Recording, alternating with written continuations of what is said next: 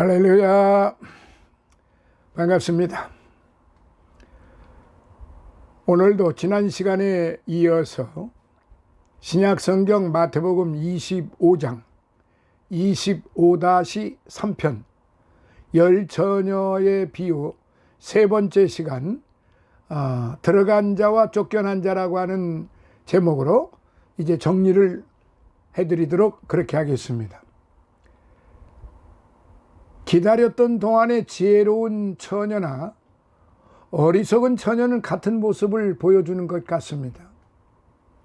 오늘날에도 진실한 신자와 거짓된 신자를 식별하는 것은 어려운 일이나 모든 것은 신랑이 올 때 판명이 되어질 거예요. 열 처녀에게 있어서 신랑이 온다는 것은 그날 밤의 일로 매우 중대사였어요. 신랑이 오지 아니할 때에 열 처녀들은 등불을 가지고 나가지 아니할 것입니다. 저들이 등불을 준비한 것은 결혼식에 참석해서 신랑과 같이 있고 그들과 더불어 기쁨을 나누기 위함이지요. 그런데 잠깐 동안 신랑이 오지 아니한 것입니다. 태양이 석양에 지고 어두움이 전체에 임하였어요. 그런데도 신랑은 오지 아니하였어요. 밤이슬이 내리었지만 그때까지도 신랑은 오지 아니하였어요. 참고로 유대인들의 결혼식은 대부분이 다 저녁에 혼인식을 한다는 사실, 이걸 참고로 알고 가세요. 시간이 자꾸 지나갑니다. 한 시간씩 시간이 흘러갔지만 아직 신랑이 오지 않아요. 한밤중까지 기다립니다. 서너 개의 별들만이 볼 수 있었고 밤은 깊어만 갔습니다. 어두움이 깊은 때인지라 기다렸던 처녀들의 눈도 기다림에 지쳐서 피곤하여진 것입니다. 어찌하여 신랑이 이렇게 오래도록 오지 아니할까요? 처녀들은 신랑을 보살피도록 명령을 받았기에 전심을 다해서 그를 기다리고 있었으나 신랑은 아직까지도 오지 아니한 것입니다. 사람들 가운데 별의별 이야기가 다 등장하지요. 신랑이 올 때 오지 않기 때문에 헛소문이 나는 것입니다. 신랑이 결코 오지 아니할 것이라는 소문이 나들고 여러 가지 나쁜 이야기들이 오고 갑니다. 열 처녀의 경우에 있어서도 대기 상태에 있었지만 육신은 피곤해요. 다른 사람들은 긴장이 풀려서 계속 깊은 잠에 빠져들어갔어요. 사람이 깊은 잠에 빠지면 죽은 상태나 다름이 없는 거잖아요. 그러나 형제 여러분, 우리 경우에 있어서 신랑은 이미 왔어요. 아무리 오랫동안 우리가 그를 위해서 기다린다 하여도 천국의 신랑은 오시게 됩니다. 천국의 신랑이 오신다는 확신을 우리는 가져야 됩니다. 그가 오실 때는 구원에 이르게 하기 위하여 죄와 상관없이 자기를 바라는 자들에게 두 번째 나타나는 때가 되는 것입니다. 그리스도께서 초림하실 때보다도 재림에 대해서 믿는 신앙이 적은 것 같이 보입니다. 그러나 이전에 이 세상에 있었던 것 같이 그리스도께서는 재림을 하시게 됩니다. 그리스도께서 이 세상에 계셨을 때 그 기이한 일을 행하시지 않았습니까? 기적을 얼마나 많이 행하셨습니까? 병든 자를, 중풍병자를, 손 마른 자를, 귀신 들린 자를, 심지어는 죽은 자를 살리시기까지 하고 각색 병 들린 자를 다 고치셨습니다. 심지어는 오병이어 7병이어 5,000명을 먹이고도 12강주리가 남고 이렇게 어마어마한 기적을 우리 주님은 행하신 것입니다. 이러한 역사의 대가를 받기 위해서도 주님께서는 반드시 재림하십니다. 선한 목자는 양떼를 위하여 자신의 생명을 바치려고 이 세상에 오신 바가 있었는데 그가 올 때까지 양을 잘 지킨다는 목자들에게 상금을 주기 위해서라도 이 세상에 반드시 재림하시게 될 것이에요. 그때에는 목자장으로 오시게 되는 것입니다. 신랑이 한밤중에 온 것 같이 예수님께서도 분명히 다시 오신다고 약속을 하셨잖아요. 자, 사랑하시는 여러분, 열 처녀들은 신랑이 온다는 소식을 듣고 깨어났어요. 갑자기 보라, 신랑이 오는도다. 큰 소리로 사람들이 외쳤어요. 잠자던 사람들이 다 일어났어요. 진실로 신랑을 아끼고 만반의 준비를 갖추었던 지혜로운 처녀들은 자신들이 잠을 잔 것을 미안하게 생각하면서 그들이 가지고 있던 등불에 기름을 넣었어요. 그리고 불을 붙여서 그것을 가지고 나아갈 준비를 갖추었던 것입니다. 신랑의 행렬이 가까이 오매 따라서 예비하였던 자들은 함께 혼인잔치에 들어간 자가 되는 것입니다. 그리고 문은 닫히게 되었어요. 그러나 기름을 준비하지 아니한 미련한 처녀들은 지혜로운 처녀들과 같은 행동을 취할 수가 없었어요. 이것은 저들이 기름을 준비하지 아니한 연고 때문에 겪은 일입니다. 신랑이 올 때 기름을 사기 위해서 밖으로 나아갔어요. 기름을 산 후 되돌아왔을 때는 너무나 늦어서 혼인잔치에 참석할 수가 없었어요. 혼인집에 다다랐을 때의 문은 이미 닫혀져 있었어요. 그래서 그 안에 들어갈 수가 없었습니다. 그러니까 들어간 자와 못 들어간 자, 여기서 확실하게 기름을 준비해서 등불을 밝힌 자는 들어간 자가 되고,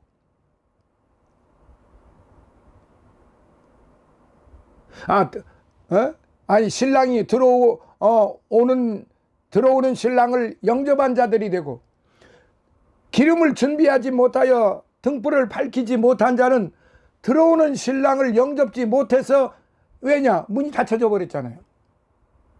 그래서 그 혼인잔치에 동참할 수도 없기 때문에 저들은 밖에 어두운 곳에서 슬피 울며 애통한 것입니다. 사랑하신 성도 여러분, 본절에서 두 계층의 사람이 언급되어 있어요. 첫째, 준비를 갖추고 식장에 들어간 사람들에 대해서 말씀드리겠습니다. 예비하였던 자들은 함께 혼인잔치에 들어가고, 예비하였던 자들은 함께 혼인잔치에 들어갔다는 말이에요.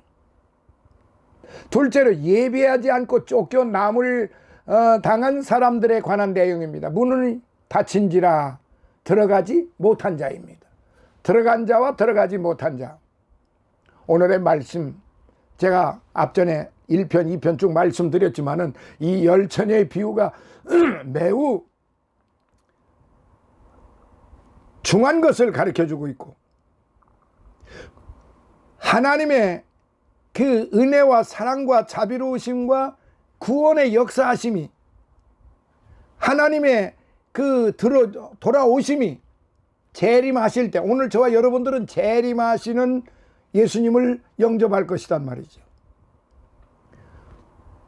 자, 이 문제에 대해서 첫 번째 대지로 말씀드립니다. 예비하고 혼인잔치에 들어간 사람들에 대해서. 예배하였던 자들은 함께 혼인잔치에 들어갔어요. 이 문제를 중심으로 먼저 들어가는 일 그 자체에 대해서 잠깐 살펴보겠습니다. 그 다음에는 거기에서 기쁨을 맛본 사람들에 관하여 살펴보겠습니다. 저들이 들어간 일을 생각할 때 관심을 갖게 하는 것은 이 일이 신랑이 온 즉시 되어졌다는 점이에요. 신랑이 나타나자마자 여유가 없이 예배하였던 자들은 함께 혼인잔치에 들어가게 되었습니다. 사랑하시는 성도 여러분, 그리스도의 현신은 자기 백성에게 영광이 됩니다. 우리는 그의 얼굴만 보는 것으로 한량없는 축복과 은총을 누리게 됩니다. 따라서 각 개개 신앙인들은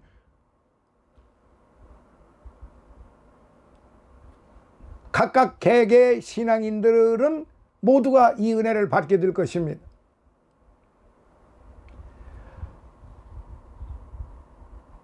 따라서 로마 천주 교인들이 연옥을 주장하는 일은 잘못된 일이고, 이러한 연고 때문에 종교 개혁자들은 그러한 생각을 교황의 보고를 채워준 연옥을 빙자한 착취라고 주장하였어요.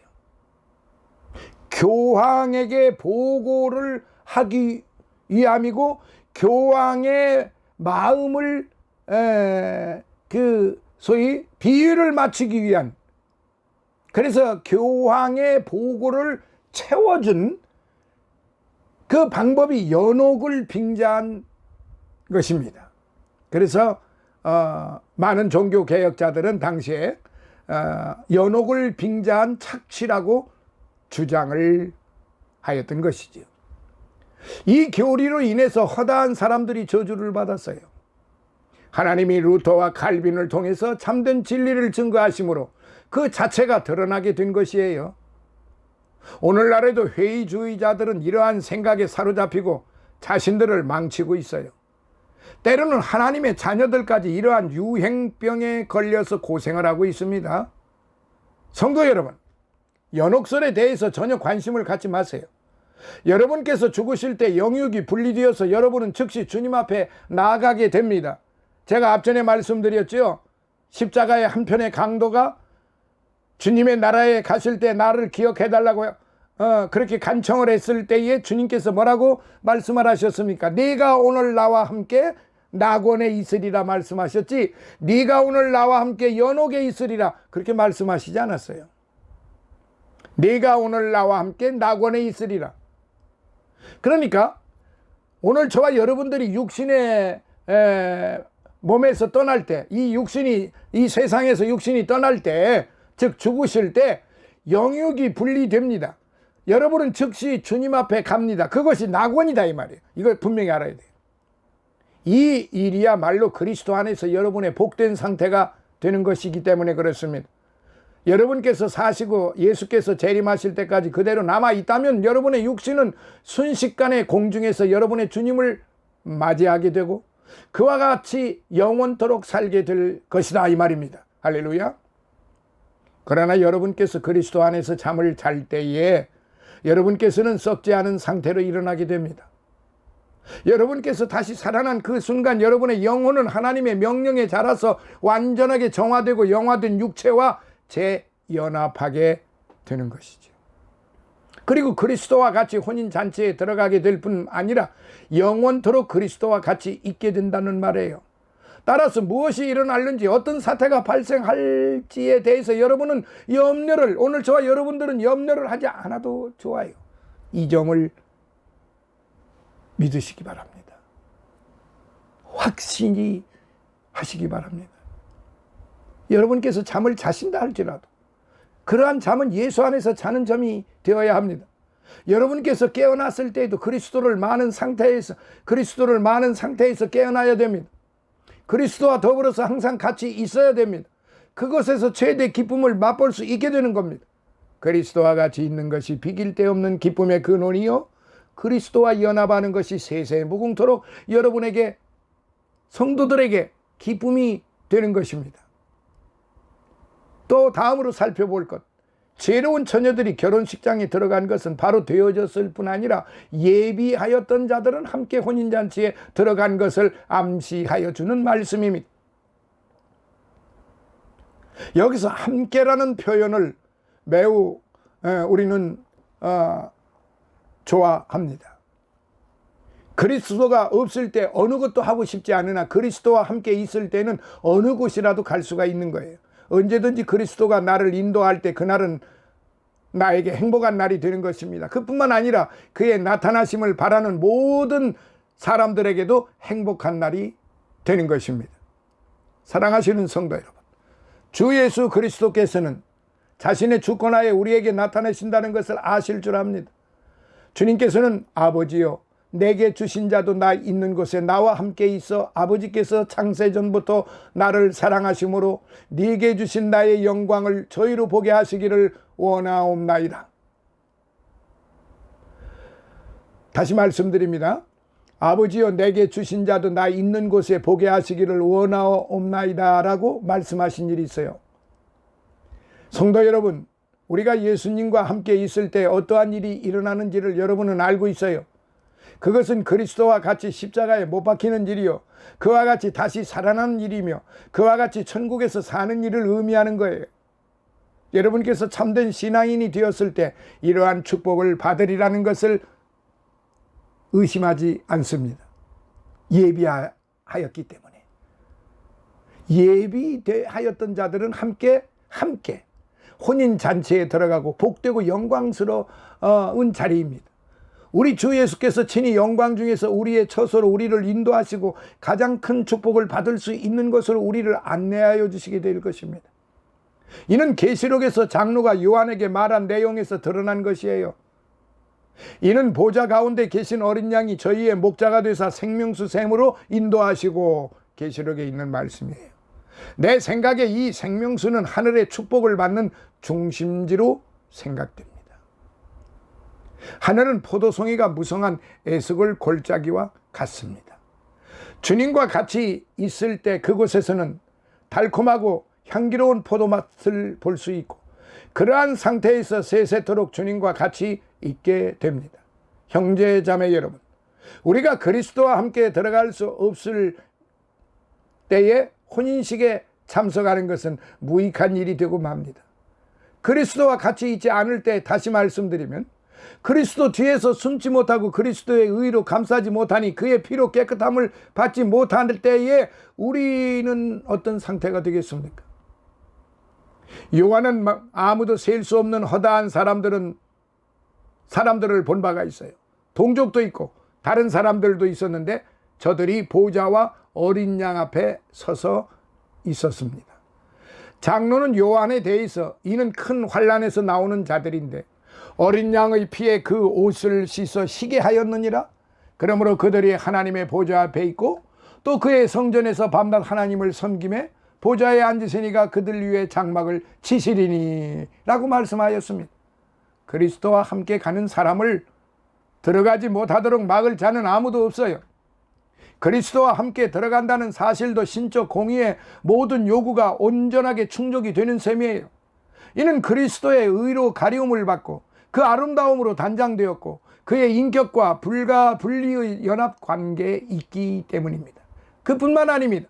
그리스도의 마음과 뗄래야 뗄 수 없는 관계에 있기 때문에 그렇습니다. 오늘 저와 여러분들은 그리스도와 함께 혼인잔치에 가야 하고 어느 누구도 우리를 쫓아낼 수가 없습니다. 이러한 내용을 생각할 때 기쁜 마음 그 말 도리가 없지요.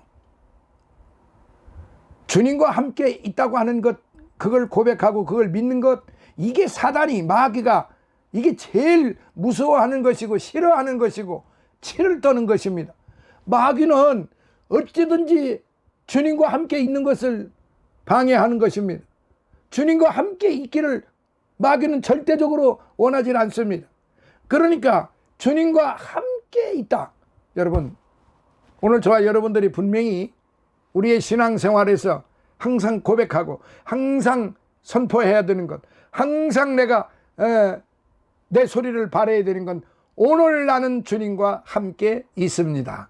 아침에 일어나자마자 오 하나님이시여, 오 예수님이시여, 오 성령님이시여, 오늘 나는 하나님과 성부, 성자, 성령 삼위일체 하나님과 함께 있습니다. 이게 고백이에요. 이게 진정한 고백이에요.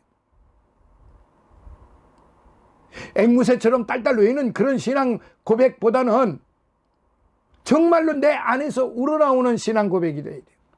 사도 바울이 어떤 신앙 고백을 했습니까? 사도 바울은 나는 날마다 채찍질하노라. 그 다음에 나는 날마다 죽노라. 왜 그럴까요? 오직 주의 십자가의 영광을 위해서 그리하겠다는 거죠. 주의 십자가의 고난의 길을 가겠다는 거죠. 그런데 자기 육신 안에 두 마음이 있어서 한 마음이 자꾸 방해를 합니다. 그게 바로 마귀의 마음이고 사단의 마음이고,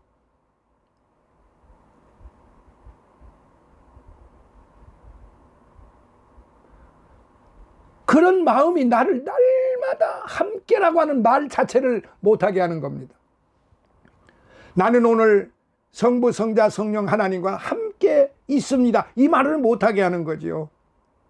사랑하시는 성도 여러분, 아침마다 오 주여, 성부 하나님, 성자 하나님, 성령 하나님, 오늘 삼위일체 하나님과 오늘 저는 함께 있습니다. 이렇게 고백하세요. 이 얼마나 멋진 신앙 고백입니까? 이 얼마나 아름다운 신앙 고백입니까? 이 얼마나 확실한 신앙 고백입니까? 이런 신앙 고백해야 돼요. 전능하사 천지를 만드신 하나님 아버지를 내가 믿사오며, 이거 가톨릭 신부들이 예? 소위 흉내내기 위해서, 신앙 고백을 흉내내기 위해서 만들어 놓은 신앙 고백이에요. 왜 그들이 만들어 놓은 그런 신앙 고백을 주야장창하려고 합니까? 뭐 오해하지 마세요. 신앙 고백하시는, 그렇게 신앙 고백하시는 분들이 들으시면은 다 마음의 상처를 받으시고 저를 이상한 사람으로 볼 터이니까요. 그런데 입은 삐뚤어졌어도 말은 바른 말을 해야 되겠다고. 또 전하려고만 똑바로 전해야죠. 그 가톨릭 천주교 신부들이 만들어 놓은 것을, 그리고 거기에 공교회, 공회, 이 말은요 가톨릭 교회를 말하는 거예요. 그 영문에 보면은 개도릭 처치로 나와 있어요. 근데 우리가 그 말을 이제 고쳐가지고 공교회라고 또 이제 말을 합니다. 살짝 그렇게 흉내만 내고 살짝 그 글자 하나, 글자를 이렇게 바꿔가지고 그렇게 얼렁뚱땅 신앙 고백을 하면 안 돼요. 진실된 신앙 고백은 사도 바울이 고백을 한 그 고백이 진실된 고백이에요. 나는 날마다 오 주여 나는 주님과 함께 오늘도 있습니다. 이 얼마나 멋진 신앙 고백입니까? 나는 날마다 책찍질하노라. 이 십자가의 길을, 십자가의 고난을 받겠다는 거 아닙니까? 날마다 죽노라. 주님이 십자가에 지셔서 죽으신 것처럼 나도 주님의 그 가신 그 길을 따라가겠다는 거 아닙니까? 그리고 내 마음에 두 마음이 있는데 하나는 사단을 향하는 마음, 하나는 하나님을 향하는 마음, 하나는 사단을 향하는 마음. 근데 내가 사람들을 좋게 하려고 하면은 그게 사단의 마음이란 말이에요. 사람들을 좋게 하려고 하면은. 그러면 바울 사도가 뭐라고 고백을 했습니까? 나는 하나님의 종이 아니다라고 그랬습니다. 왜 하나님의 종이 아닌 것을 하려고 그럽니까? 우리는 입의 말이 중요합니다. 입의 말이 중요하다는 건 내 마음속에 어떤 마음을 가지고 있고 어떤 마음을 내 입으로 소리로 고백을 할 것이냐, 이게 중요하다 이 말이에요.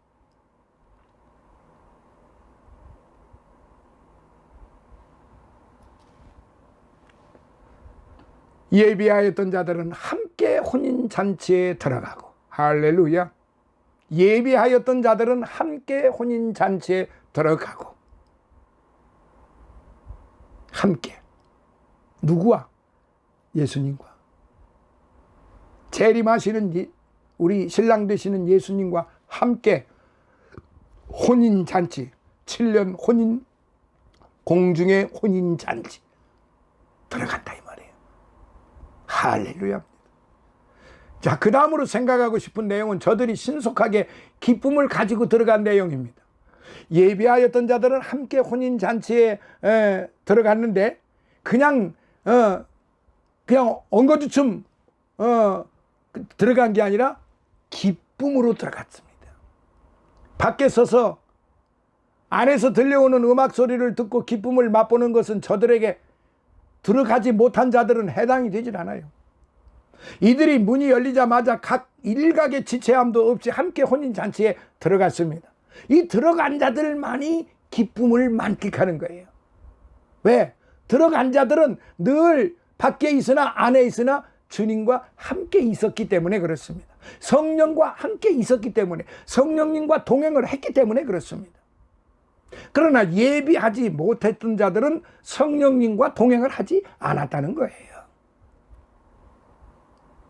이 비유는 어떤 교훈을 가르칠 의도였고 그것을 저들에게 분명하게 가르쳐 주신 것입니다. 바로 믿음이 있는 자는 주님과 함께 할 것이고 함께하며 천국 혼인잔치에 들어가는 것입니다. 믿음이 없고 방관하는 자는, 게으르고 나태한 자들은, 지들 생각대로 세상을 살아가고자 하는 사람들은 나중에 기름을 준비를 하였으나 이미 문은 닫혀져 버렸어요. 그러면 사전에 준비를 했더라면 불을 밝혀서 기쁨으로 문 안으로 들어갔을 거 아닙니까? 그런데 게으르고 나태해서, 이것은 게으르고 나태하다는 이 말은 오실 신랑을 신뢰하지 못하고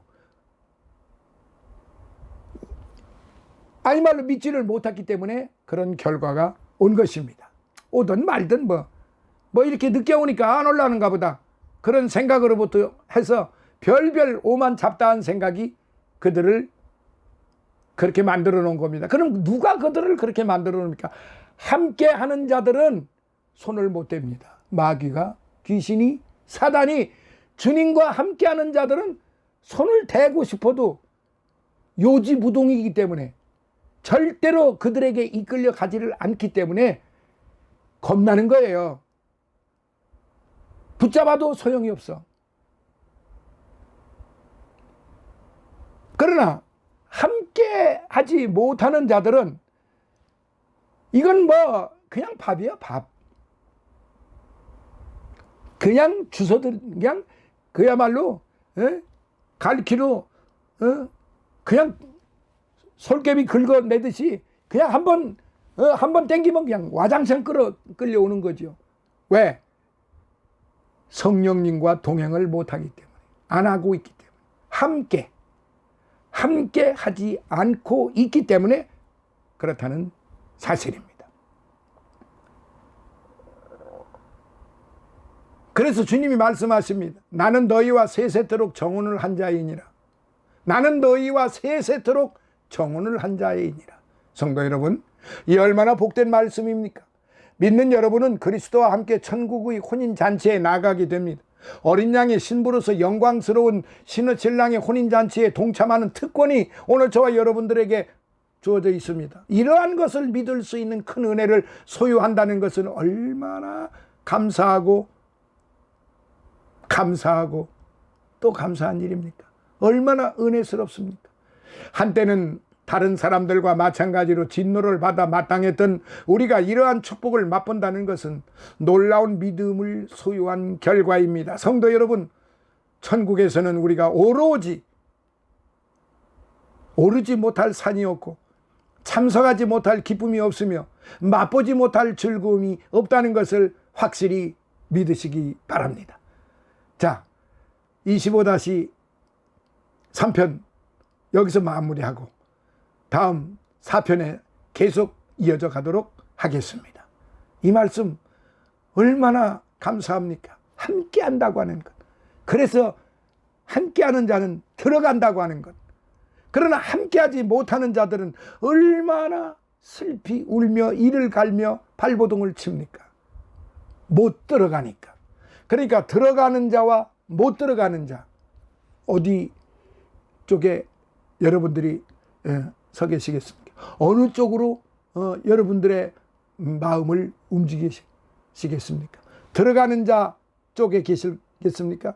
그렇게 해서 오늘 기름을 준비하시겠습니까?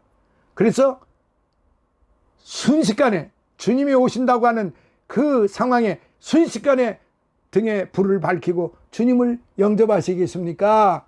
아니면은 게으르고 나태하고 그냥 캔세라 세라 그냥 내 멋대로 살다가 신랑이 오시네, 그때 불을 밝혀봐야 아무 소용이 없는 겁니다. 다음 시간에 다시 만나 뵙겠습니다. 감사합니다.